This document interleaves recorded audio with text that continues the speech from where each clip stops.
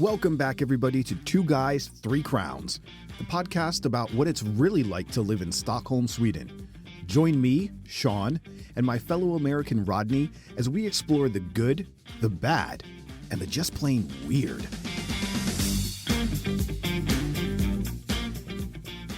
Baby, I was born to run, dun dun dun dun. Baby, I was born to run. A little Flavors of the Boss this afternoon, this evening. Okay, you're thinking East Coast. I'm thinking Jersey, baby. You're thinking Jersey, okay. I'm thinking straight Jersey because, correct me if I'm wrong, but there's a third voice in here somewhere in this disembodied box. Absolutely, absolutely. We have a guest today, and the special guest is Kimberly. From New Jersey. From New Jersey. Imagine that. I'm sitting there thinking, okay, where are all my New Jersey songs? Kimberly, welcome to the Two Guys, Three Crowns podcast. Thank you. It is a pleasure, and we're very happy that you could join us. And man, we got a lot of stuff to cover. We got like a lot of stuff to cover in just a short time to get there. But for those people that don't know you, let's start with a little bit of who is Kimberly? All about me time. All about you. My favorite part of the Yes, day. yes. Go. Talk about yourself. Well, I am originally from New Jersey. Thank you for that introduction. But I moved to Los Angeles when I was 19. I wanted to pursue acting, and I went to New York Film Academy in New York City, and then the second year out in Los Angeles. And then I was living there for almost 10 years, pursuing acting. And then I met my friend who lives in Sweden. She grew up in Sweden.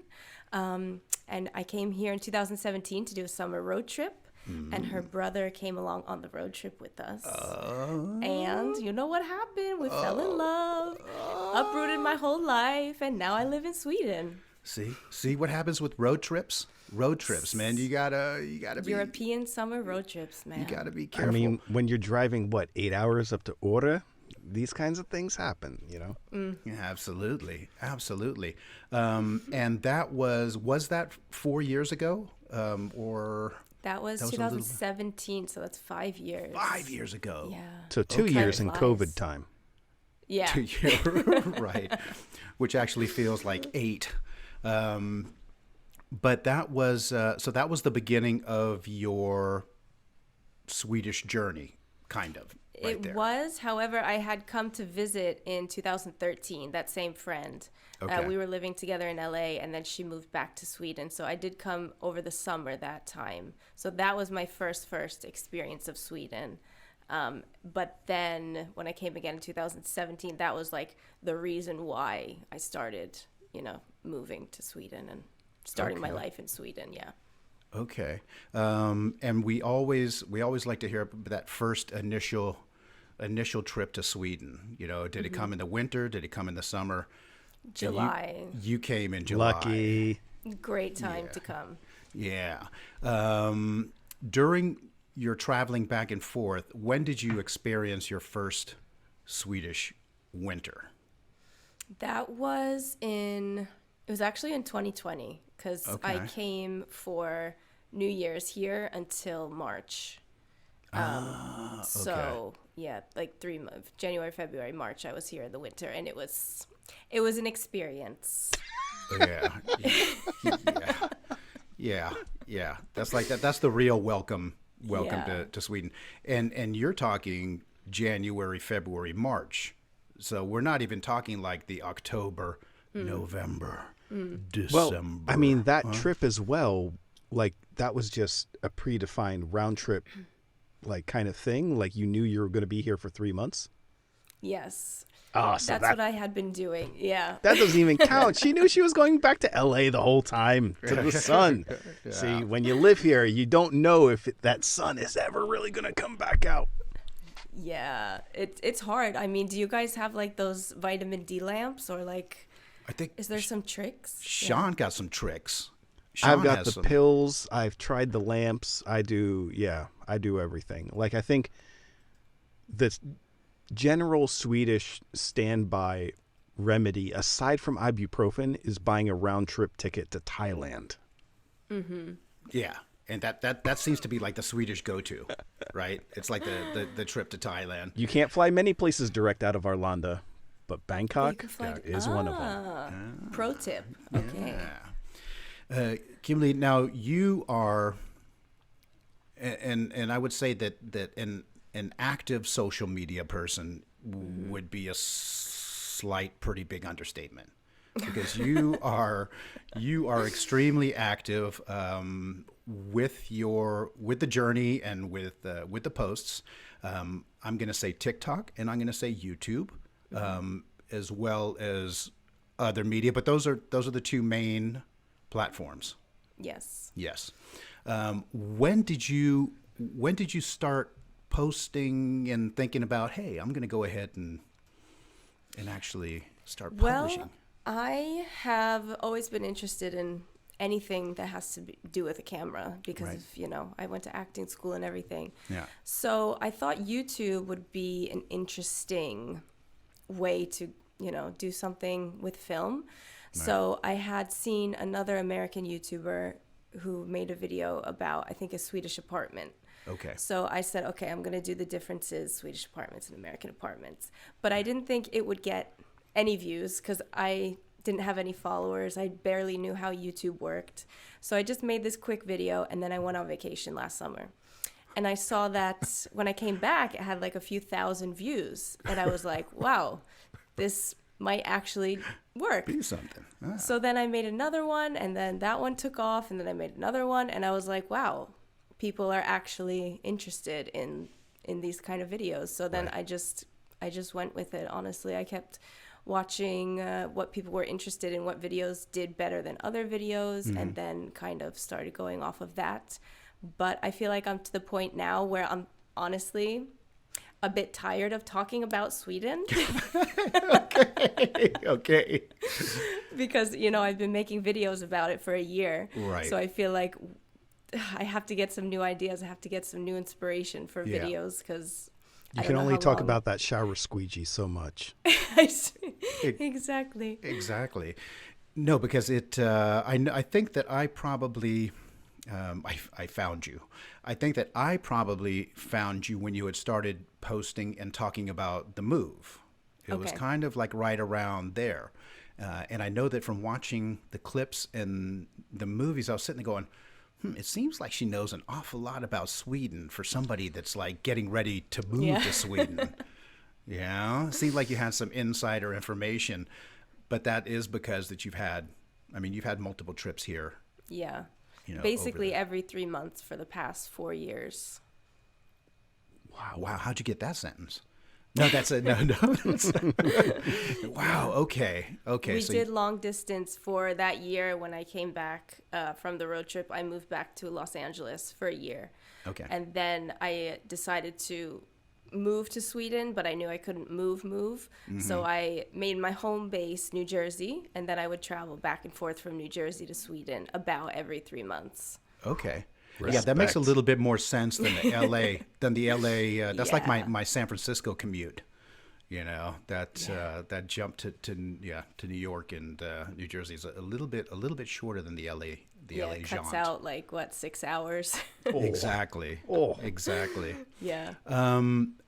Over these trips and you going back and forth and like seeing the progression, did you have like any little culture shock moments, like the first visit to, as you've seen?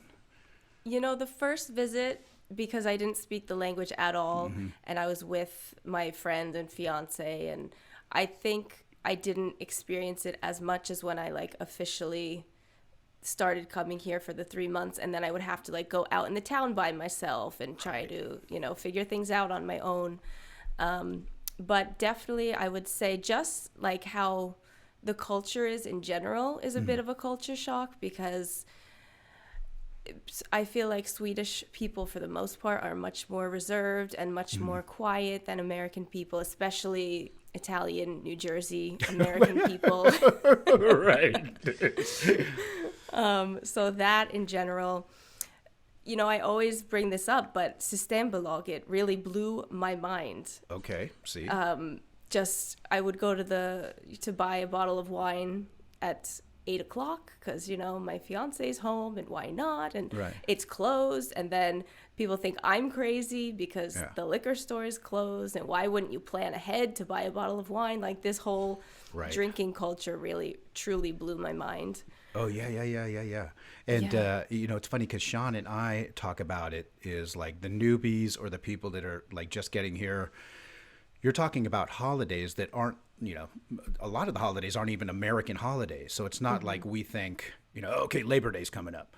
It's always that surprise one in April that you're not keeping track of. And then that's when you go to the website and you're like, okay, print out the list. I need this on my refrigerator of all the days that it's closing or closing early. Yeah. You're like, I need this tattooed to the side of my face right here. Memento style.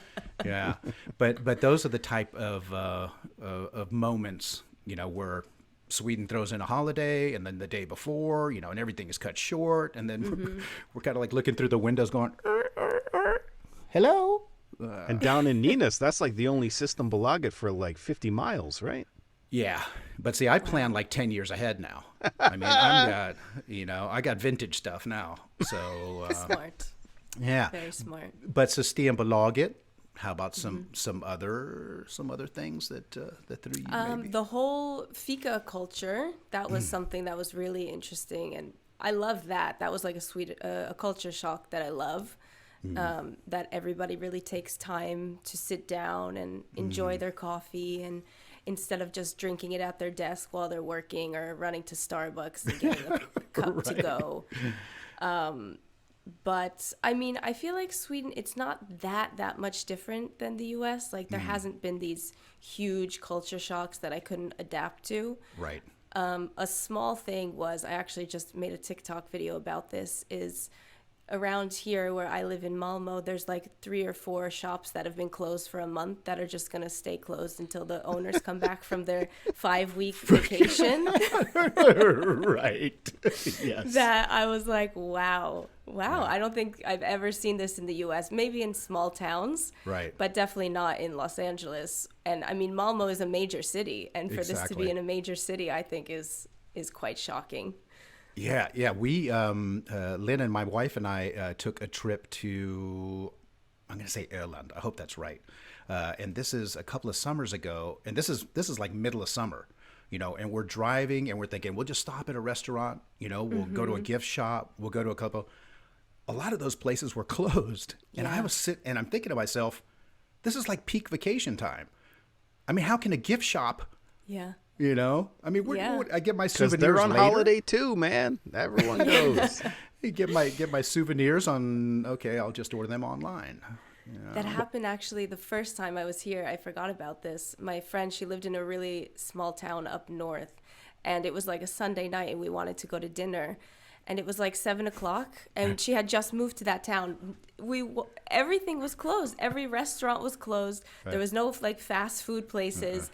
And I remember thinking, like, what do people do if even they're the hungry? Kebab Pizza is closed. Yeah, that was a shock, definitely. Yeah, and there's a lot of places down here in Nynäshamn that aren't open on Sundays. Yeah. And I'm thinking, like, how can you be closed on a Sunday? People work Monday through Friday. It's like Saturday, Sunday would be days that I would be going shopping, but it's like they're either on vacation or they're closed on Sunday. Yeah. You know, it's like better luck next time. Yeah. You know? Work-life balance is really good here, I must say. But you got to be careful with those holiday rentals, though, because you'll show up there and then you realize, oh, you wanted me to bring the sheets and the towels. There's like nothing here. Like, oh, yeah, it's, you know, archipelago. That's how we go. And then you have to like go out to the bathroom and discover that whole situation. You're just like, nope, not happening, people. Yeah. Now, you are in Malmö. We are in Stockholm. We have had a couple of, I'm going to say a couple of guests. I know that we've had a guest down in Malmö. What's the expat community like down there? Have you had a chance yet to meet people? I'm part of a Facebook group, Expats in Malmö. Okay. I haven't actually met anybody from the group yet, but people, you know what? That's not true. I just remembered. I did meet, somebody posted last Sunday. So he has an outdoor free boxing class for the summer. Okay. And then in the fall and winter, he stops and he has like his actual boxing gym. So he posted about that. So I went there last Sunday morning and took a class, and it was so sad. I realized what horrible shape I'm in. Okay. Right. Because I was sore for the next like 5 days. Yeah. So he was from Chile, I want to say. Yeah. I think it was Chile. Yeah. And then there were about 5 other people there that I've met. But other than that, I haven't met anybody from that group. And I haven't met foreign expat people here, probably because I have a fiance and I literally just hang out with him. I definitely need to expand my social circle. Hey, you've got those cheat that'll codes. do it. that'll do it. Yeah.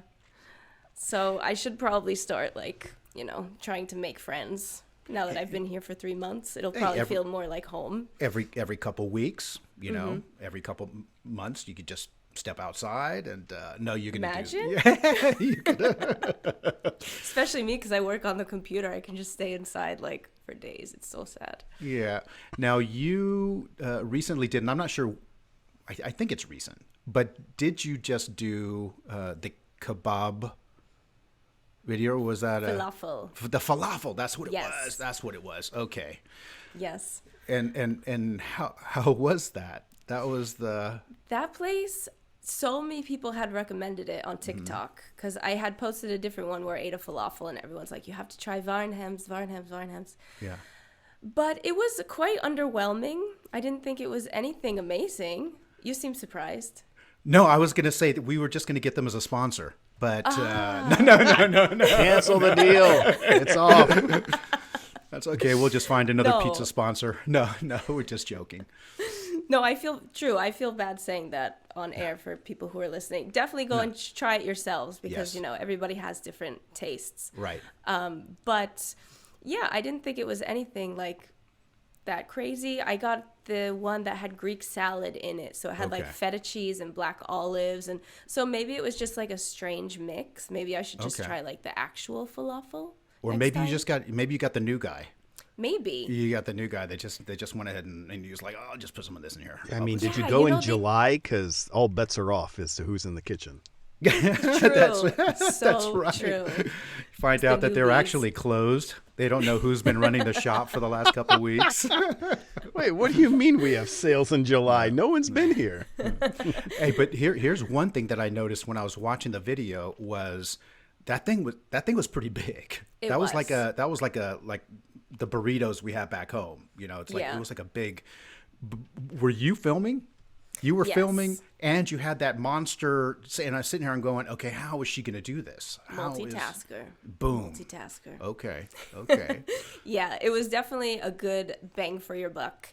Yeah. And the bread was really fresh. You could tell it was fresh baked. It wasn't the kind that they get from the plastic package. Right. And the falafels were pretty fresh as well.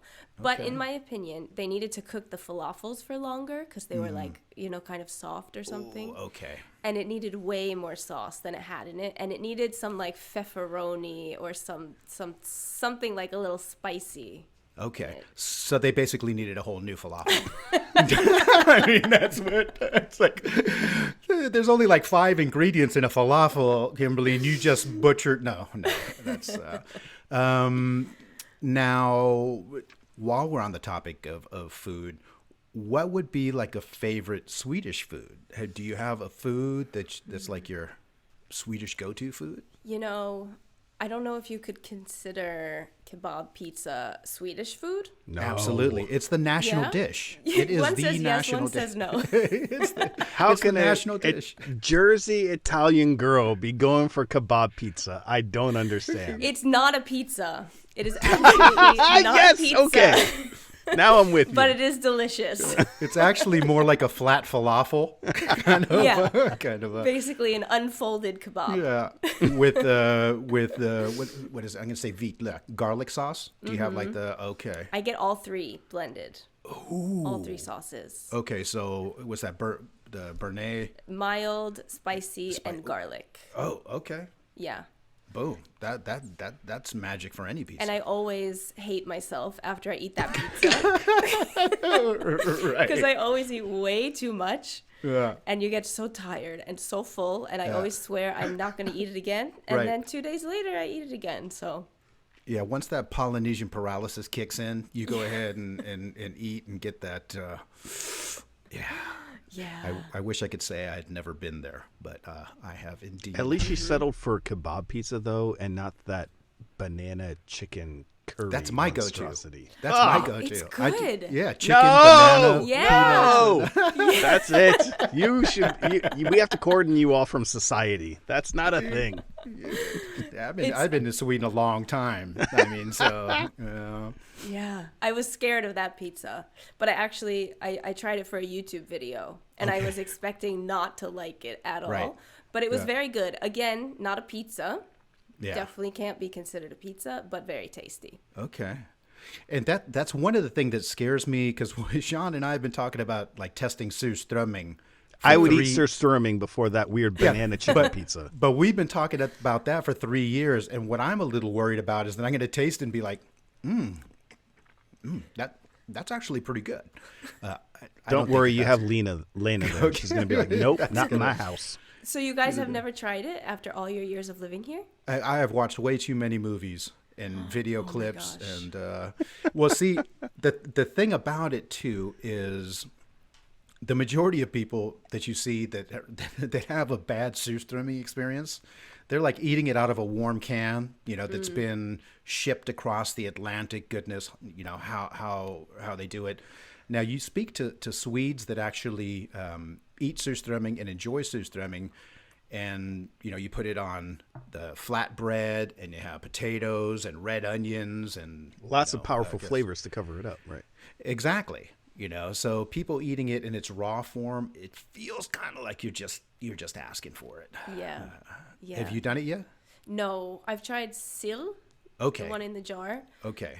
And it's okay. It's Right. it still has that like really fishy taste. Yes. They can be quite But- sweet too in some instances. And there's Yeah. there's so many different varieties of sill, and herring. The way that they go ahead and is it pickled herring? Pickled. I Yep. guess. Yeah. And different recipes.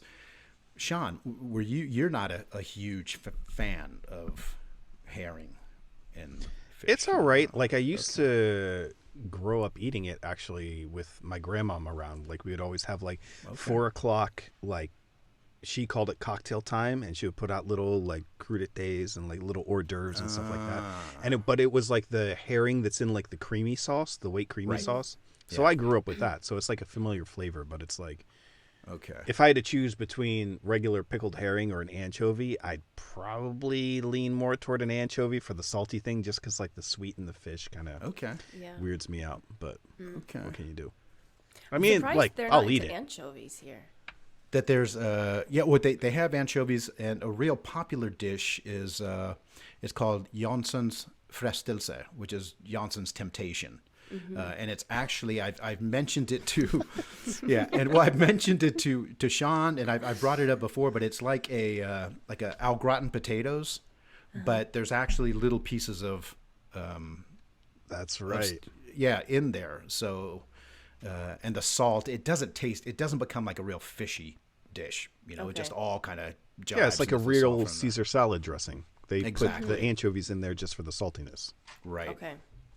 One Swedish dish I want to try is this flying Jakob. Okay, now we're getting back into peanuts Yeah. and bananas, because that is, if Sean doesn't know what flygande Jakob, Flying Jacob sounds like a really strong cocktail. I don't know about the food. But it could be, it could very well be, but it's, and I used to actually ask my wife made that a couple of times when we first met. She made it one time, and I was like, "That's my go-to dish."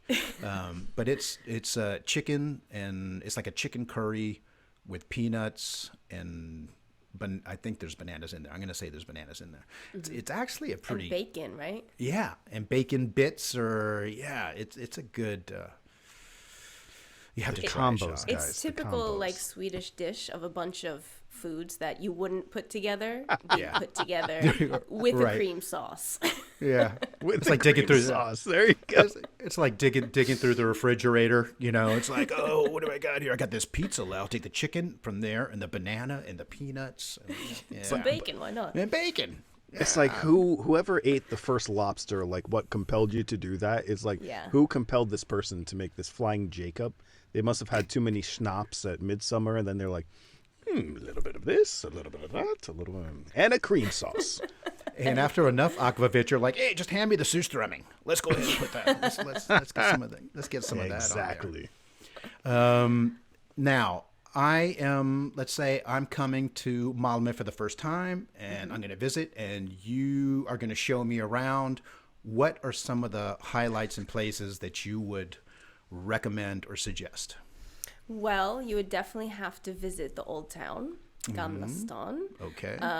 Really cute, like typical European looking. Like as Americans, I think this is what we think all of Europe looks like is Gamla stan in Okay, Malmö. right. Right. And then there is Västerhem. I think Okay. is how you say it. Yeah. Which is near Turning Torso. And Turning Torso, if I'm sure you guys know, but for those who don't know, is the tallest building in Sweden. And is it also in Scandinavia, the tallest building? It might be. Ooh, I'm It gonna have to might take be. I'm gonna have to take the fifth on that. And it's to me, because I went to school in New York City. It's not Right. tall at all. Yeah. But Yeah. Yeah. but when you put it next to these old European buildings, it looks a monster. It's huge. You Right. think a plane might hit it. Yeah. And then they have a really nice like beach area there. There's wooden stairs that you can sit on and just jump into the water, and then you're right across from Denmark as well, so you can see the bridge that goes to Denmark. They Right. also made a sandy beach there, so you can do the sand beach or you can do the wooden stairs. And then I haven't been here, but there's a disgusting food museum here. That's in right. Malmö. That's right. Oh, I've read yeah. about it. I've heard of that. Yeah. A lot of people have recommended that. Okay. I walk past it quite often, and the signs are scary. Right. So I don't know how I feel about actually going in. There's like a burnt guinea pig, and half of me says yes, why Right. not go and look? But then the other half is kind of like, this is a little bit mean because other cultures eat these foods, Exactly. And we're here like Exactly. making fun of it and making money off of it. So Right. Hey, as don't long know. as it doesn't have mushroom, I'll try it once. Unless it's banana and chicken and curry on a pizza. Right. Hey, I guarantee you that there is a museum in another country someplace going, hey, check out this check out this Kebab Swedish pizza. pizza contraption. Imagine an thing with the- Italian coming to this country on holiday, and then they see the kids putting ketchup on pasta. Yeah. So I swear. I swear. When I saw that. Now, I am going to go ahead and bring this back to kind of home-ish, and I'm going to ask you, in all your travels back and forth, when you go home, what are some of the things that you miss most, and what is your like go-to food or restaurant? So I miss, besides my family, I Right. must say. I grew up, as I said, in New Jersey, and where I'm from, we have a huge Italian influence, and my father's family is from Italy, so I grew up going to a lot of these little cozy hole-in-the-wall Italian restaurants where you walk in and it instantly is warm, it smells like garlic and basil, and the staff just immediately treats you like your family, nothing fake or anything. Right. And that's really like what I miss here in Sweden, because I have never found a place like that. Everything is either like a pizza parlor or a nice Italian restaurant. I haven't found any of these really like cozy family feeling Italian restaurants like that. It's like a nice, very quiet Italian restaurant. Yes. No, it's like the noise and the atmosphere and the talking and the people. Yeah, exactly. And, I've noticed in Sweden there's not music in restaurants.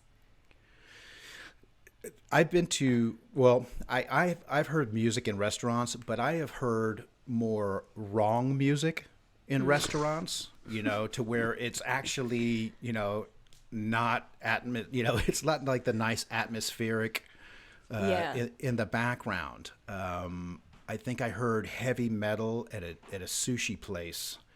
You can tell which restaurants were the staff, where they're like, oh, just put on whatever you're gonna put on, and it's like somebody on the staff plugs their phone in, hits the Spotify list, and it's just like, oh yeah. Sushi restaurant needs like the deep house music. That's what it has to be. That's right. Now, have you found or have you not found something here that you miss from back home? Because Sean and I have like stuff that we grab when we're back home. we are smugglers basically. Food wise, you mean? Yeah. Well, Neosporin, NyQuil, dryer sheets. I just had a really nasty cold a few weeks ago, and I went to the apotek to get something, and I asked them for basically if they had an equivalent of NyQuil, and they were like, no. Right. What is That's a NyQuil? illegal. Yeah. They said, other than it being illegal, no. Yeah. That's Here, take an ibuprofen. You'll feel better in the morning. Yeah. I texted my mom. She was like, okay, next time you come, we'll stock you up on NyQuil and DayQuil. I brought ibuprofen with me also, the ShopRite brand of ibuprofen, because I feel like the Swedish painkillers, I don't know, they don't do much for me for some reason. Yeah. And I give them to my fiance's family, and especially one of his sisters. She was like, I'm not taking that. That's American drugs. I don't know what they put in it. They put debt in it. Exactly. No. Can't do that. Can't do that. We have such a bad reputation. Exactly. You're going to be setting off explosives in no time. Just take an ibuprofen. Yeah. But you found a little shop recently too. Mm-hmm. In Stockholm, actually.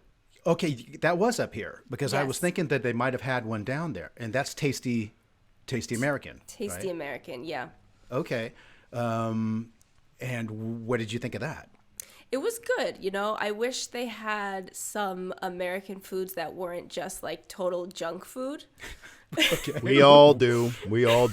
Yeah. Because it was really cool, but it was like Pop-Tarts, Coffee Mate, spray cheese, like these kind of things. Yeah. But it was cool. It definitely felt like a little taste of home, and I'll take that anywhere. It's always nice to feel like a little. And those are the kind of things, because they pop up every once in a while in the big grocery stores. It's like the American aisle, and it's like you gain 5 pounds just turning the corner of that aisle. It's just like, okay, pancake syrup, and they got this and they got that. It brings up a great point though. So whenever we do actually do the Surströmming episode, Lena's going to have to eat Cheese Whiz straight out of the can. Oh, yes. Cheese Whiz. She's got to get in on the action. I didn't even know Cheese Whiz was still legal. Is it? No, I don't know. It's still from 1950. It just doesn't go bad. That's it's like Twinkies. Twinkies will survive the nuclear holocaust. You don't have to worry about them. Yes, they will. Kimberly, we are going to go ahead and put up links to all of the places that people can find you at, your various medias, and we thank you for being with us, and we hope that we can touch bases and stay in touch with you and keep an eye on your adventure as it continues. Definitely. Thank you guys so much for having me on this podcast. I love meeting anybody, but especially meeting fellow American people in Sweden. It's always super exciting. So thank you so much. Absolutely. And I've given out your phone number to all the American people that I know in Sweden. So expect calls. Perfect. Thank you so much. Thank you, guys. Bye-bye. Bye. And that is going to do it for this week's episode. A very special thank you to Kimberly for stopping by the podcast. We are going to put links to her YouTube and TikTok channels in the description of the episode, so you can go check those out. Be sure also to check out our Instagram, always some crazy things going on there. And then come back here next time for more 2 Guys, 3 Crowns.